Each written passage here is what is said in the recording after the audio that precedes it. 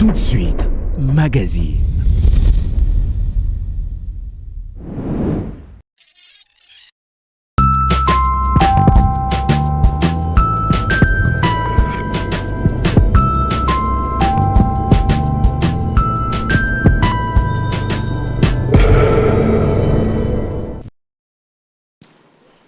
Bien-aimés frères et sœurs, chers téléspectateurs, c'est avec une grande joie que nous vous retrouvons ce jour dans le cadre de cette émission que vous avez déjà adoptée, que dit la Bible. Déjà, laissez-moi vous faire parvenir partout où vous êtes mes sincères salutations dans le saint nom de notre Seigneur Jésus-Christ. Que les riches bénédictions du Seigneur reposent sur vous tous, sur vos familles et sur vos activités respectives. Aujourd'hui, nous vous proposons un thème que le Seigneur a eu à mettre dans notre cœur. Le salut, une promesse accomplie. Et notre méditation de ce jour, nous la basons sur une écriture connue de tous, une écriture qui a amené dans le royaume des millions et des millions de personnes, mais une écriture qui reste encore d'actualité jusqu'à ce jour. C'est Jean chapitre 3. Comme vous pouvez vous en douter, Jean chapitre 3, verset 16. Car Dieu a tant aimé le monde qu'il a donné son Fils unique afin que quiconque croit en lui ne périsse point, mais qu'il ait la vie éternelle.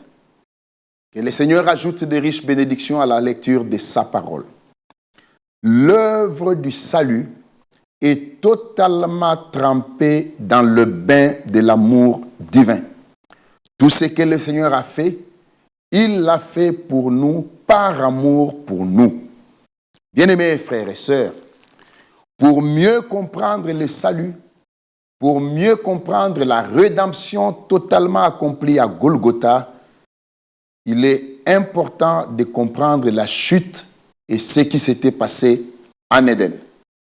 En fait, Dieu était déjà sauveur bien avant qu'il ne crée l'homme. Ésaïe, dans le livre du prophète Ésaïe, au chapitre 63,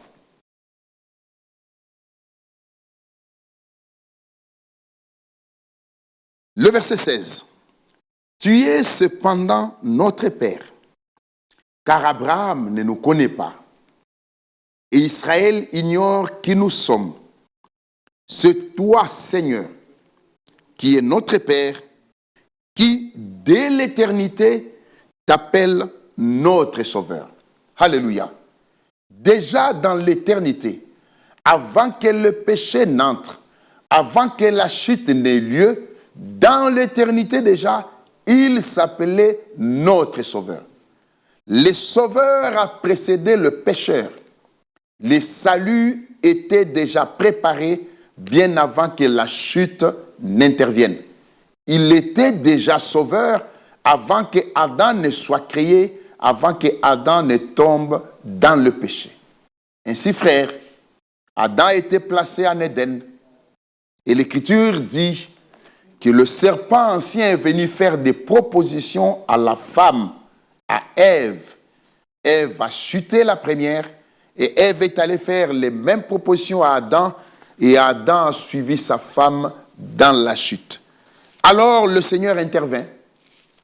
Il descendit comme il en avait l'habitude en Éden. Et au chapitre 3 du livre de Genèse, il est écrit ce qui suit, au verset 8. Alors ils entendirent la voix du Seigneur Dieu qui parcourait le jardin vers le soir. Et l'homme et sa femme se cachèrent loin de la face du Seigneur Dieu, au milieu des arbres du jardin. Bien-aimés frères et sœurs, quand ils ont pu comprendre qu'ils étaient nus à cause du fruit qu'ils avaient mangé, le verset 7 du même chapitre dit « Les yeux de l'un et de l'autre s'ouvrirent, Ils connurent qu'ils étaient nus et ayant cousu des feuilles de figuier, ils s'en firent des ceintures. Mais les feuilles de figuier devaient sécher dès que le soleil paraissait. La religion de l'homme, que l'homme arrive dont l'homme arrive à se couvrir, ne peut résister devant la présence du Seigneur. Il fallait que Dieu couvre la nudité de l'homme. L'homme n'a pas besoin de la religion, il a besoin de la vie que le Seigneur donne au travers sa parole, au travers l'œuvre parfaitement accomplie sur le bois du calvaire à Golgotha. Le verset 8 que nous avons lu dit ceci, qu'ils entendirent la voix du Seigneur Dieu qui parcourait les jardins vers le soir. Et l'homme et sa femme se cachèrent loin de la face du Seigneur Dieu, au milieu des arbres du jardin. Mais le Seigneur Dieu appela l'homme et lui dit, « Où es-tu » Alléluia.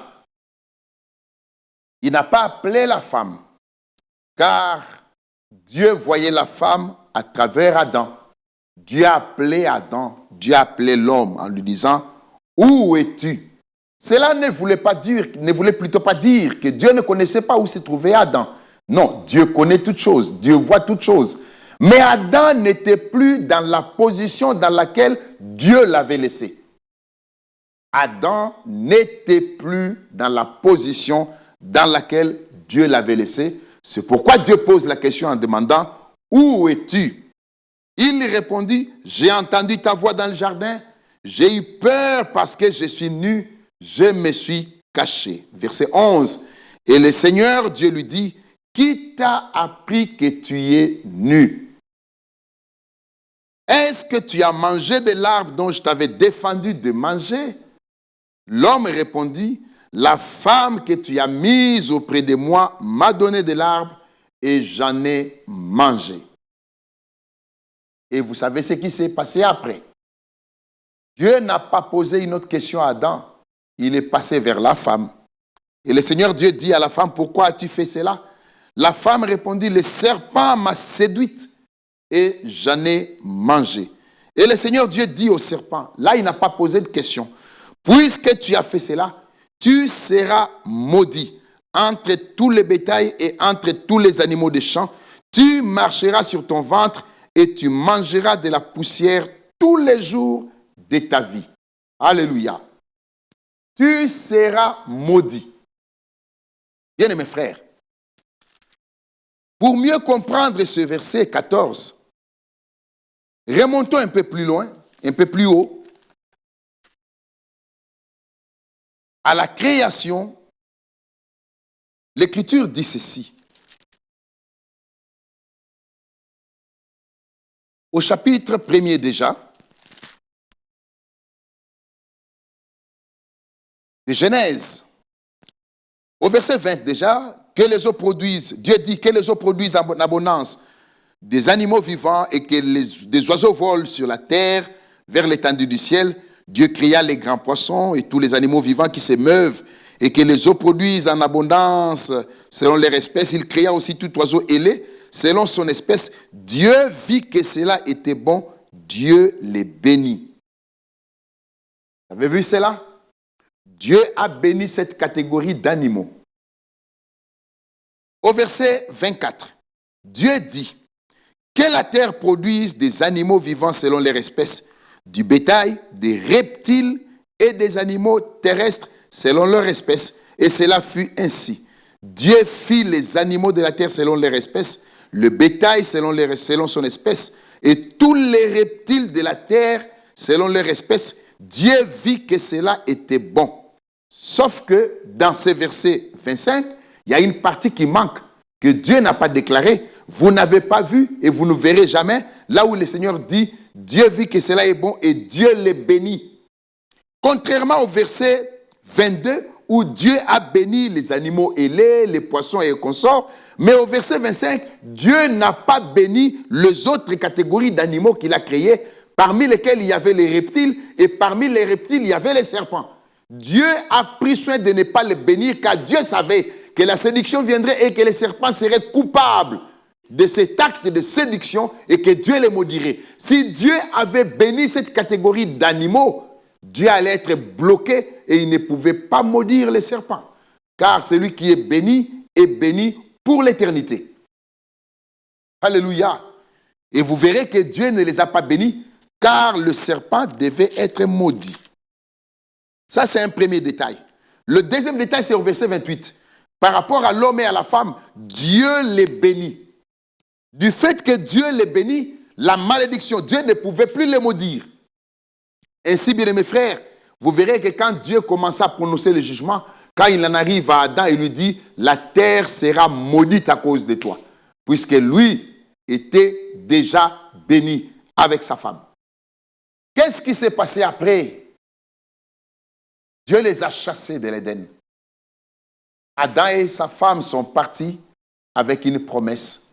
La sémence de la femme viendra et elle écrasera la tête du serpent. Le salut avait été promis et le salut allait être rendu possible. Alléluia. Ainsi, bien mes frères et sœurs, quand les anges sont tombés à la suite de la chute de Lucifer, Dieu n'a pas quitté son trône. Mais quand l'homme est tombé, Dieu a conçu un glorieux plan du salut qui devait l'amener à venir lui-même pour accomplir la promesse du salut. Ainsi, tous les prophètes de l'Ancien Testament, plusieurs d'entre eux ont apporté une dimension, une information sur une dimension de ce salut ou de l'œuvre salvatrice qui devait être accomplie. Moïse déjà dit en son temps que le Seigneur suscitera d'entre vos frères, du milieu d'entre vos frères, un prophète comme moi. David dit, le Seigneur est mon berger, je ne manquerai de rien. Ésaïe dit, un fils nous est donné, nous y reviendrons. Michée dit, et toi Bethléem Ephrata, de toi sortira celui dont les activités, dont l'origine remonte au jour d'éternité. Ainsi, bien-aimés frères et sœurs, dans Ésaïe chapitre 35, voici encore une fois cette glorieuse promesse. Ésaïe chapitre 35.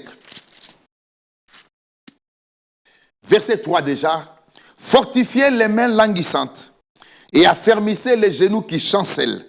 Dites à ceux qui ont le cœur troublé, prenez courage, ne craignez point, voici votre Dieu. La vengeance viendra, la rétribution de Dieu. Il viendra lui-même et vous sauvera. Je m'arrête un peu là. Alléluia. Il n'a pas été dit qu'il enverra quelqu'un d'autre. Non, non et non. Il viendra lui-même et vous sauvera. Gardez les doigts au chapitre 35. Remontons au chapitre 9. Que dit l'Écriture là-bas? Verset 5. Car un enfant nous est né, un fils nous est donné. La domination reposera sur son épaule.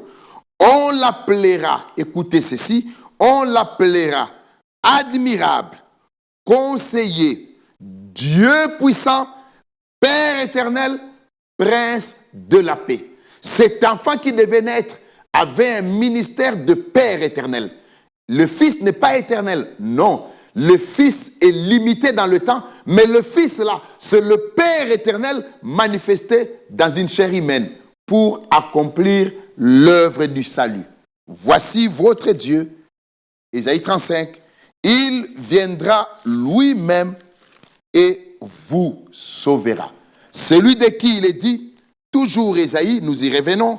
Allez avec moi au chapitre 66, je pense. Laissez-moi retrouver cela. Ésaïe, chapitre 63. Déjà le verset premier, qui est celui qui vient d'Édom, de Botsra, en vêtements rouges et en habits éclatants, et se redressant avec fierté dans la plénitude de sa force. La réponse est donnée, c'est moi. C'est moi qui ai promis le salut, qui est le pouvoir de délivrer. C'est moi qui ai promis le salut, qui est le pouvoir de délivrer. Verset 4. Car un jour de vengeance était dans mon cœur, et l'année de me racheter est venue. Alléluia. Il devait se venger, mais une brèche a été ouverte, l'année de se racheter. Le salut devait être rendu possible, afin que ceux qui lui appartiennent et qui ne sont pas destinés à la colère, qu'ils expérimentent un salut alors un salut éternel. Ainsi, frères, l'Écriture dit dans Isaïe chapitre 35, il viendra lui-même, c'est la fin du verset 4, et vous sauvera.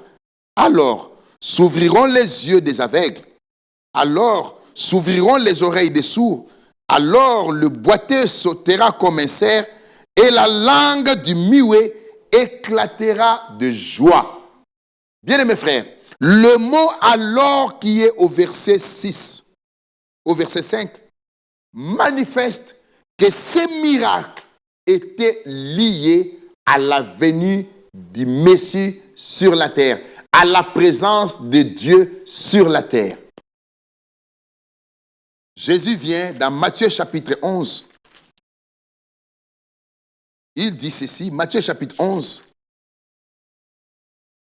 Jean-Baptiste a envoyé des disciples vers lui. Verset 2. Jean, ayant entendu parler dans sa prison des œuvres de Christ, lui fit dire par ses disciples, es-tu celui qui doit venir ou devons-nous en attendre un autre? Jésus leur répondit, allez rapporter à Jean ce que vous entendez et ce que vous voyez. Les aveugles voient, le boiteux marche. Alléluia. De la Genèse à Malachie, aucun aveugle n'a vu, aucun boiteux n'a marché, aucun sourd n'a entendu, aucun muet n'a parlé. Et pourtant, il y a eu de grands miracles comme des résurrections des morts.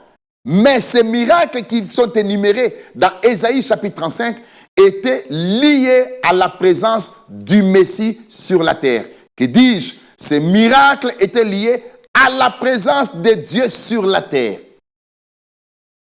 Ainsi, frères, Jésus a dit aux disciples, allez dire à Jean, ne commentez pas, n'interprétez pas, n'expliquez pas. Dites-lui seulement, les aveugles voient, le boiteux marche, le muet parle. Il est prophète. Il comprendra directement que le Messie est sur la terre. Ah oui, frère. Quand est-ce qu'il vint? Hébreux chapitre 10 raconte ou relate ceci. Hébreux chapitre 10.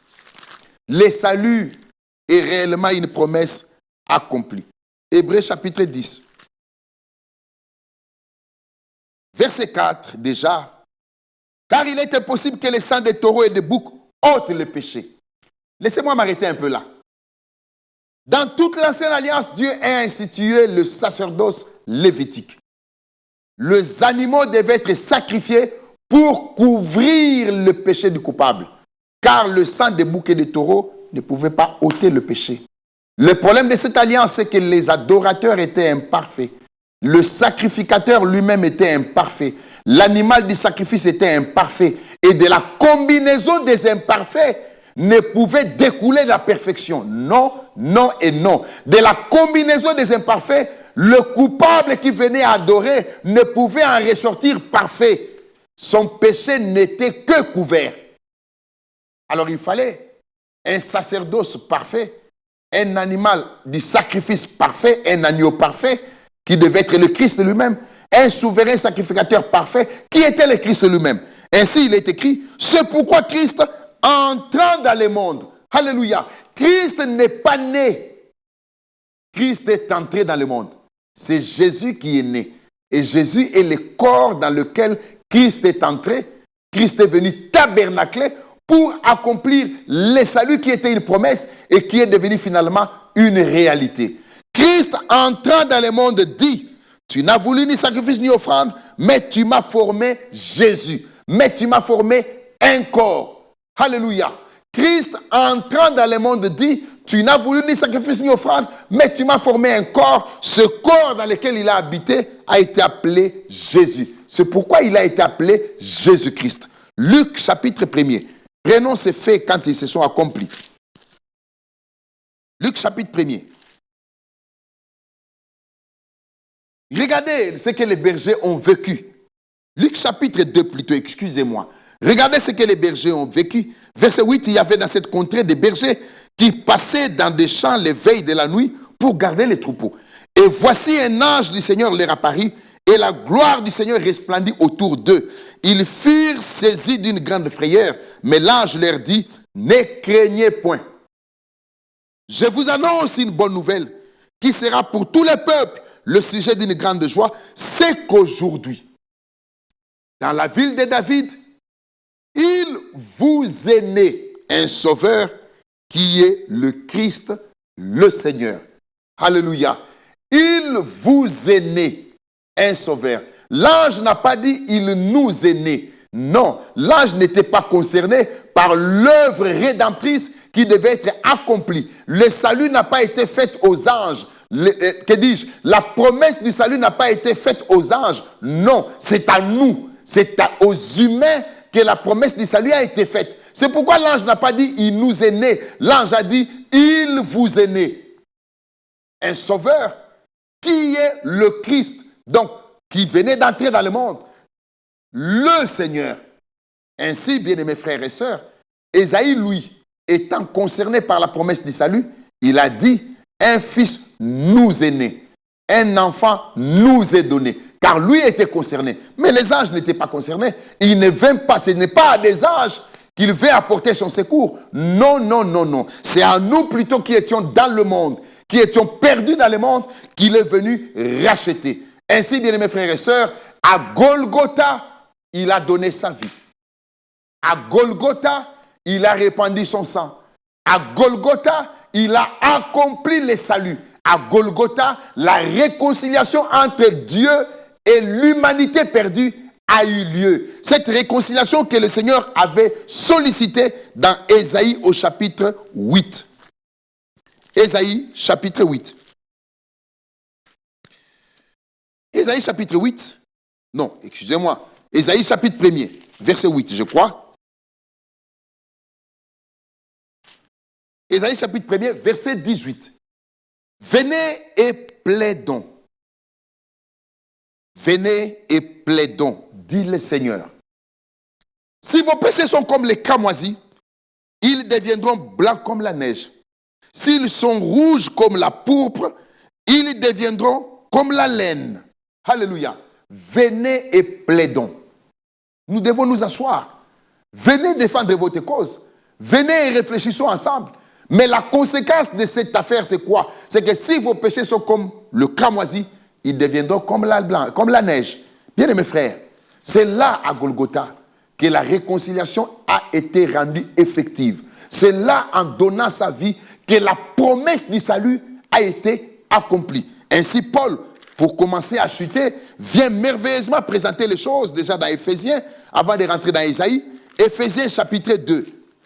L'apôtre Paul présente merveilleusement les choses là-bas en disant ceci. Ésaïe chapitre 2, vous étiez morts par vos offenses et par vos péchés. Ah oui, frère. Nous étions morts par nos offenses et par nos péchés. Jean-Jacques Rousseau a dit, l'homme est né bon, la société l'a rendu mauvais. C'est faux. C'est faux. L'homme est né mauvais. L'homme vient sur la terre pécheur, déjà pécheur. L'homme naît sur la terre déjà pécheur. C'est la rencontre avec le Sauveur qui rend l'homme bon. L'homme n'est pas né bon. Qui a appris au jeune homme, au jeune enfant de 2 ans, de 3 ans, comment voler à la cuisine? Comment piquer les petits pains qui étaient à la cuisine? Qui le lui a appris? C'est en lui. L'homme est né pécheur. L'homme n'est jamais né bon. Voilà pourquoi l'œuvre rédemptrice, l'amour de Dieu manifesté envers l'homme, dit ceci. Naître pécheur, ce n'est pas la faute de l'homme. Mais mourir pécheur, ça c'est la faute de l'homme. Naître pécheur n'est pas la faute de l'homme. Mais mourir pécheur, ça sera la faute de l'homme. Car l'homme aura raté le plus grand privilège que Dieu a offert à l'humanité, c'est le salut promis qui a été finalement accompli à travers Jésus-Christ. Louper cela, rater cela, ça sera irréparable pour l'éternité. Car l'homme verra Dieu dans le temps dans lequel il est entré dans la tombe.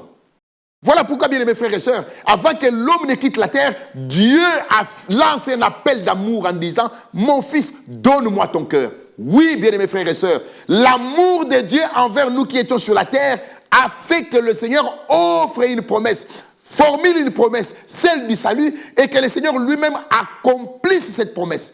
Bien mes frères et sœurs, c'était un grand investissement. Dieu devint homme.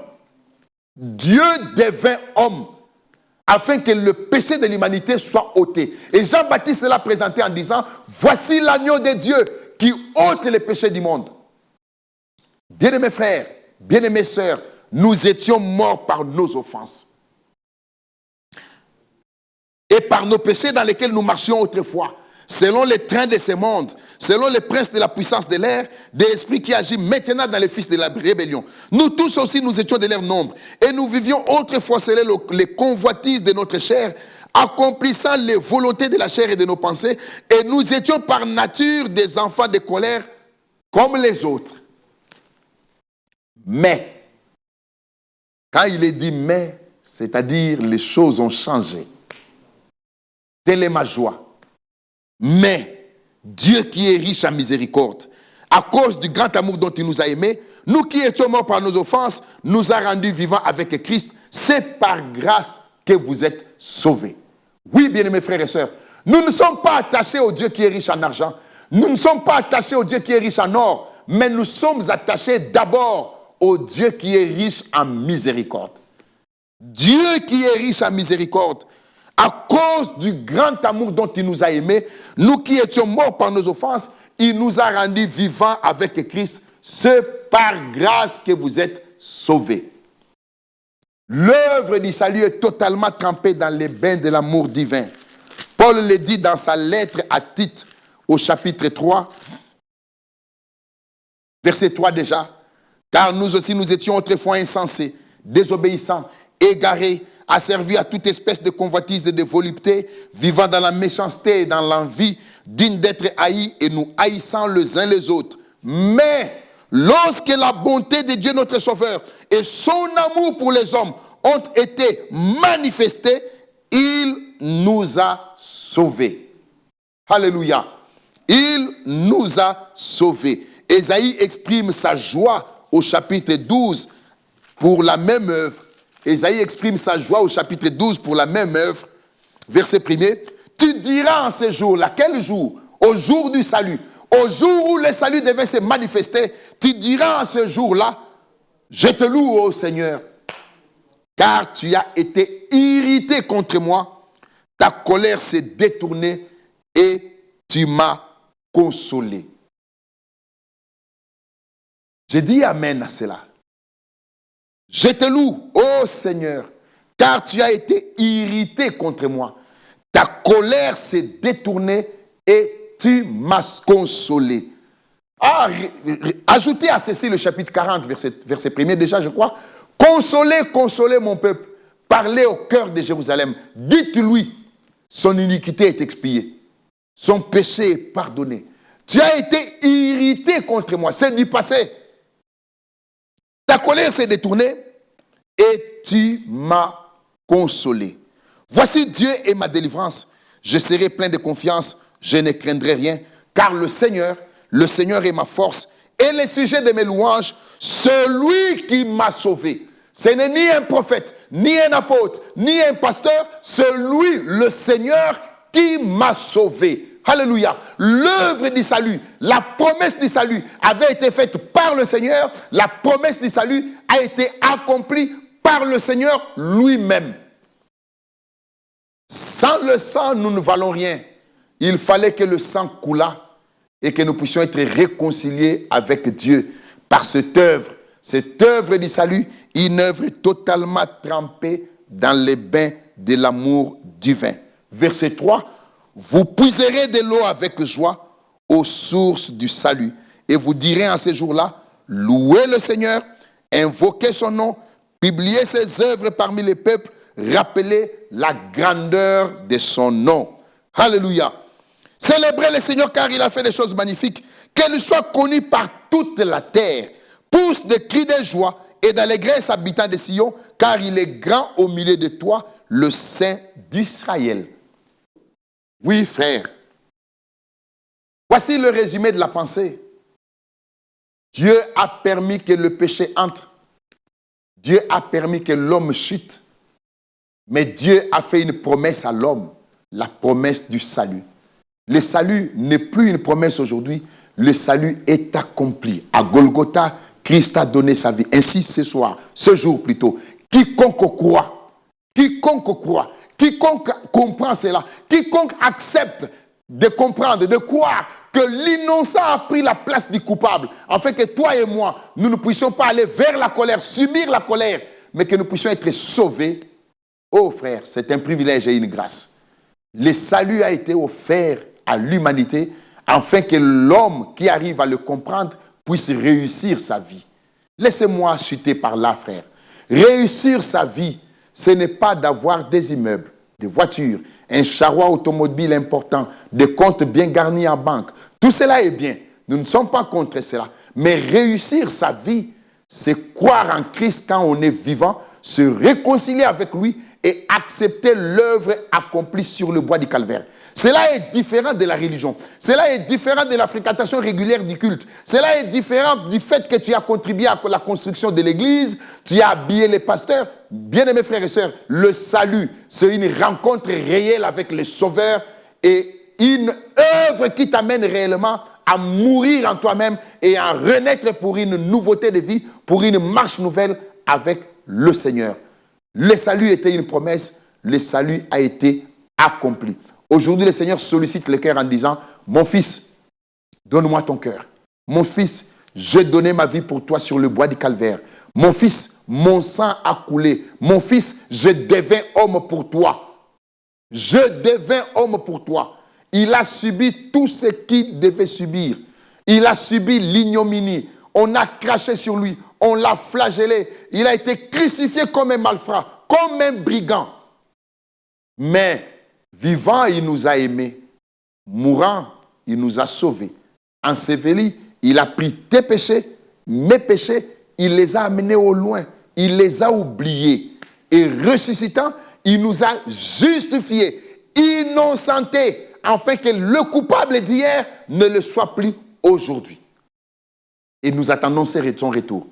Voilà pourquoi, bien mes frères et sœurs, nous sommes attachés au Dieu qui est riche en miséricorde. Car tout ce qu'il a accompli pour nos âmes, il l'a fait par amour pour nous. Ce n'est pas nos œuvres à nous, pas nos qualités à nous, pas nos compétences à nous. Non, bien mes frères et sœurs, le salut est une œuvre divine. Le salut était une décision totalement divine. Le salut est une action totalement trempée dans le bain de l'amour divin. Que le sauvé puisse louer le Seigneur en disant comme Ésaïe, je te loue, car tu as été irrité contre moi, ta colère s'est détournée et tu m'as consolé. Que la grâce de Dieu soit avec nous tous, que chacun d'entre nous puisse saisir l'occasion pour comprendre réellement que la grâce coule encore, l'amour de Dieu se manifeste encore, même ces jours où vous nous suivez, Dieu sauve encore. Il te suffit tout simplement de réagir favorablement, de réagir positivement à l'appel d'amour qui t'est lancé quand le Seigneur te dit, mon fils, donne-moi ton cœur. Ah oui, ce que Dieu sollicite, c'est la chose la plus mauvaise qu'un homme puisse avoir, son cœur. Car c'est du cœur de l'homme que sortent les meurtres et tout ce qui s'ensuit. Mais Dieu sollicite la même chose. La chose mauvaise là, c'est celle que Dieu sollicite afin de la transformer, le cœur de l'homme. Que Dieu nous aide pour que nous puissions réellement comprendre que Dieu a tant aimé le monde. Dieu nous a tant aimé, nous qui étions dans le monde, qu'il a donné son Fils unique, qu'il devint homme lui-même, afin que nous ne puissions pas périr, mais que nous puissions acquérir le salut, alors un salut éternel. Celui qui est sauvé, il est définitivement sauvé. Le salut qu'il nous offre est un salut éternel qui débouche sur l'éternité. Voilà pourquoi nous aimons bien cette écriture qui dit « La prédication de la mort de Christ sur la croix est une folie pour ceux qui périssent, mais pour ceux qui croient, là-dedans il y a une puissance transformatrice, une puissance réconciliatrice. Que la paix du Seigneur soit avec nous, que la grâce de Dieu soit avec nous, que sa miséricorde se répande dans nos cœurs, au nom de Jésus-Christ. Amen. Que Dieu vous bénisse tous.